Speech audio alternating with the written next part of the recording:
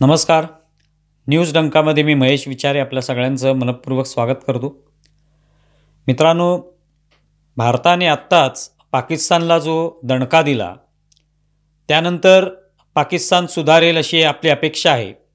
पण अर्थात तसं होणं शक्य नाही, कारण इतकी वर्ष झाली पाकिस्तानच्या सोबत भारताची अनेक युद्धसुद्धा झाली, पण त्यातून पाकिस्तान सुधारला, पाकिस्तानमध्ये काही बदल झाला, त्यांची एकंदरीत विचार करण्याची पद्धत बदलली असं अजिबात घडलेलं नाही.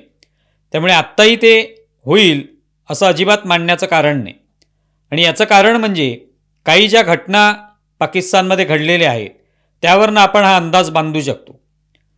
आपल्याला कल्पना आहे की हा हल्ला केल्यानंतर त्याच्यात प्रामुख्याने सगळ्यात सुरुवातीला भारताने तिकडचे दहशतवादी तळ जे ते उद्ध्वस्त केले. मग जैश ए मोहम्मद असेल किंवा लष्कर ए तय्यबा असेल, यांचे दहशतवादी तळ मुरिदके इथे असलेला किंवा भावलपूर येथे असलेले तळ जे आहेत ते उद्ध्वस्त केले. आणि ते उद्ध्वस्त कशा पद्धतीने केले, अचूक असं भारताने कसं ते यंत्रणा राबवली हे आपण सगळं पाहिलेलंच आहे. त्यानंतर तिकडचे एअरबेस जे आहेत ते उद्ध्वस्त केले आपण. पण या सगळ्यानंतर तिथे 100 अतिरेकी मारले गेले. आता हे अतिरेकी मारले गेल्यानंतर त्यांचा जो काय अंत्यविधी आहे त्याचं आपण चित्रण पाहिलेलं आहे वेगवेगळ्या व्हिडिओच्या माध्यमातून, चॅनलच्या माध्यमातून, की त्या अंत्यविधीसाठी मोठ्या प्रमाणावर लष्करी जे अधिकारी आहेत ते उपस्थित होते. त्या सगळ्या मृतदेह जे आहेत त्यांच्या शवपेट्या आहेत त्यांना पाकिस्तानचे झेंडे गुंडाळण्यात आले होते. म्हणजे एक प्रकारे सरकारी इतमामामध्ये दहशतवाद्यांना जो आहे तो अलविदा करण्यात आला, अंत्यविधी त्याच्या माध्यमातून करण्यात आली.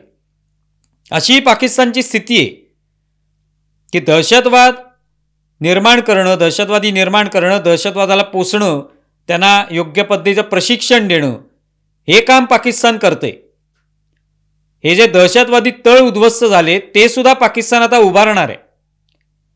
आता जी एक नवीन बातमी समोर आलेली आहे ती म्हणजे तिकडचा जो आंतरराष्ट्रीय दहशतवादी आहे अझर मसूद, जो अनेक वर्षांपासून भारतासाठी डोकेदुखी आहे, किंबहुना संपूर्ण जगासाठी डोकेदुखी आहे, त्याला आंतरराष्ट्रीय दहशतवादी म्हणून संयुक्त राष्ट्रांनी सुद्धा शिक्कामोर्तब केलेला आहे. आणि तो पाकिस्तानामध्ये आहे, पाकिस्तानामध्ये तो सुरक्षित आहे. पाकिस्तान सरकारनेच त्याला सुरक्षित ठेवलेलं आहे. आता जेव्हा भारताने हा हल्ला केला पाकिस्तानवर त्यावेळेला तो सुरक्षित राहावा, बाकी जनता त्याच्यात मारली गेली, जनतेचं काही नुकसान झालं तर काही हरकत नाही, पण अझर मसूद सुरक्षित राहायला पाहिजे याची काळजी पाकिस्तानने घेतली आणि तो आता सुरक्षित आहे. पण जेव्हा हे दहशतवादी तळ उद्ध्वस्त केले, त्याच्यात जो भावलपूरचा दहशतवादी तळ उद्ध्वस्त केला त्याच्यामध्ये अझर मसूदचे 14 नातेवाईक मारले गेले. मग त्याची बहीण असेल, भाचे आहेत, मेवणे आहेत, असे सगळे जवळचे नातेवाईक मारले गेले. त्यावेळेला अझर मसूद म्हणाला होता की मी सुद्धा यांच्यासोबत मेलो असतो तर बरं झालं असतं. ते कशासाठी, तर त्यांना आपल्या आधी जन्नत नसीब झाली, जन्नत मिळाली तर आपल्यालाही मिळाली असती, असं त्याचं म्हणणं होतं. आता याच नातेवाईकांसाठी पाकिस्तान सरकारने काय केले, तर त्यांना 14 कोटी रुपये देण्यात येणार आहेत. कशासाठी, म्हणजे अर्थात अझर मसूदलाही 14 कोटी रुपये देणार आहेत की त्यांचे नातेवाईक हे मारले गेले. एरवी आपण पाहतो सर्वसामान्य नागरिक एखाद्या नैसर्गिक आपत्तीत मारले गेले, एखाद्या मोठ्या अपघातात मारले गेले तर सरकारतर्फे त्यांना नुकसान भरपाई देण्यात येते. इथे मात्र हे कोण आहेत, ते एका दहशतवाद्याचे नातेवाईक आहेत, पण त्यांच्यावर 14 कोटी रुपये पाकिस्तान सरकार खर्च करणार आहे. 14 नातेवाईकांसाठी 14 कोटी म्हणजे प्रत्येकासाठी 1-1 कोटी रुपये ते देणार आहेत. आणि हे पैसे कुठले आहेत, तर सरकारचे पैसे, म्हणजेच जनतेचा पैसा, जनतेच्या करातून आलेला पैसा, हा पैसा त्यांना देण्यात येणार आहे. म्हणजे जनतेच्या हितासाठी आज पाकिस्तान जगभरामध्ये कटोरा घेऊन फिरतोय. पाकिस्तानचं सरकार चालवण्यासाठी, पाकिस्तानात देश चालवण्यासाठी सुद्धा पैसे नाही आहेत त्यांच्याकडे. पण त्याच पाकिस्तानला या नातेवाईकांचं कोण कौतुक आहे की त्यासाठी ते 14 कोटी रुपये खर्च करायला तयार आहेत. म्हणजे ही मानसिकता दाखवून देते की त्यांना या दहशतवाद्यांबद्दल किती आपुलकी आहे.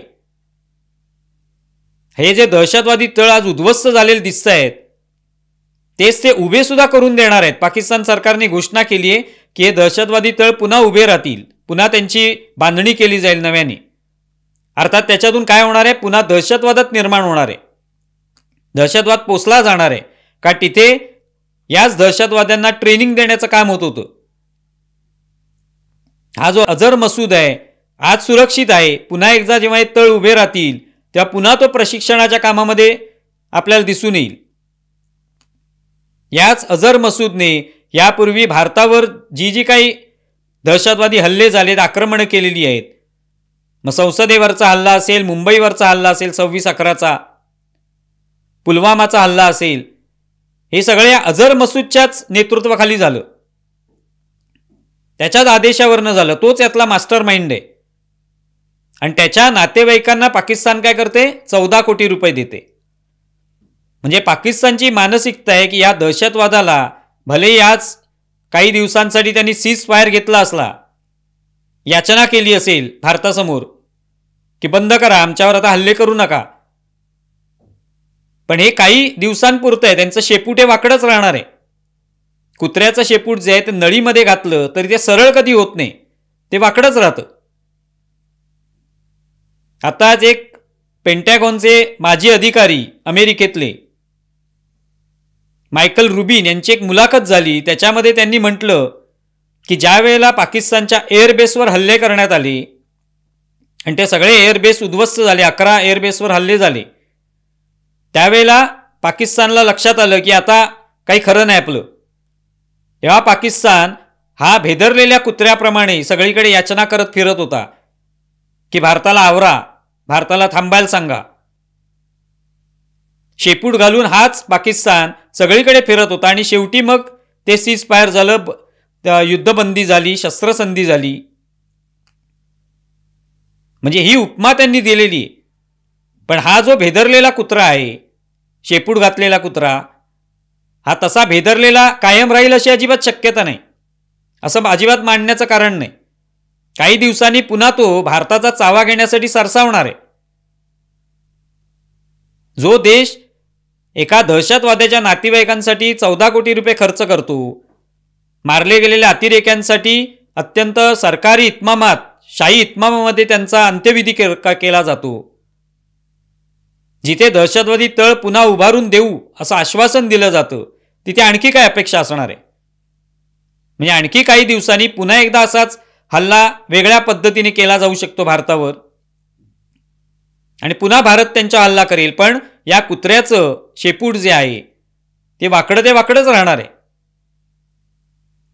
त्यांचे जे माजी राष्ट्राध्यक्ष होते जनरल मुशर्रफ, त्यांची एक मुलाखत तुम्ही कदाचित पाहिली असेल किंवा पाहू शकता तुम्ही. त्या मुलाखतीत ते म्हणतात की हे सगळे जे दहशतवादी आहेत त्यांना दहशतवादी म्हटलं जातं, पण आमच्यासाठी ते हिरो आहेत.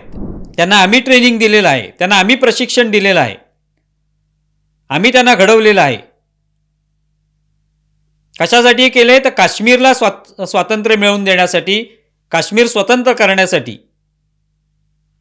आणि अशा प्रकारे पाकिस्तानच या सगळ्या दहशतवादाला पोसणारा देश आहे हे सगळ्या जगाला माहिती आहे. पण आज आंतरराष्ट्रीय नाणेनिधीने किती पैसे दिलेत पाकिस्तानला? $1 अब्ज. $1 अब्ज इतकी मदत त्यांनी केलेली आहे. हे पैसे पाकिस्तान कशासाठी वापरणार आहे? त्याच्यातून रस्ते उभे राहणार आहेत, त्याच्यातून शैक्षणिक संस्था उभ्या राहणार आहेत, हॉस्पिटल्स उभे राहणार आहेत, विद्यापीठं तयार होणार आहेत? अजिबात नाही. हाच पैसा जो आहे तो अनेक लोकांनी शंका व्यक्त केली, हा सगळा पैसा दहशतवादाला पोसण्यासाठीच उपयोगाला येईल.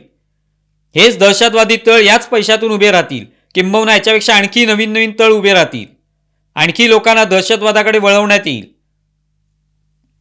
ट्रेनिंगसाठी हा पैसा खर्च केला जाईल. आणि एक प्रकारे भारतासाठी नवी डोकेदुखी याच्यामुळे निर्माण होणार आहे. भारताने या सगळ्या निधीला विरोध केला, पण त्यांचं कोणी ऐकलेलं नाही.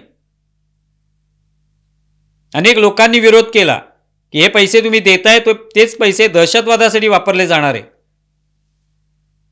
त्या सगळ्या घटनांमध्ये दिसून येतं की हे सगळं कुठेतरी पाकिस्तानचं दहशतवाद पोसणं, दहशतवादाला पुन्हा एकदा ऊर्जितावस्था प्राप्त करून देणं यासाठीच चाललेलं आहे.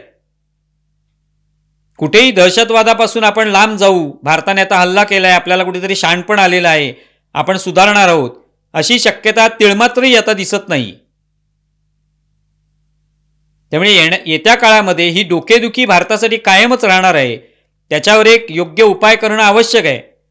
पण तुर्तास तरी या भेदरलेल्या, आता या भारताच्या हल्ल्यामुळे भेदरलेल्या कुत्र्याचं शेपूट वाकडं आहे.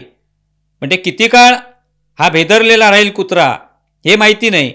आणखी काही काळानंतर त्याची भीती गेल्यावर तो पुन्हा चावा घेण्यासाठी सरसावणारच आहे. तेव्हा भारत कशी कारवाई करतोय बघूया. तुम्हाला या संदर्भात काय वाटतंय जरूर कळवा. आमचा व्हिडिओ जास्तीत जास्त लाईक करा, शेअर करा आणि आमचं यूट्यूब चॅनल सबस्क्राईब करा. धन्यवाद.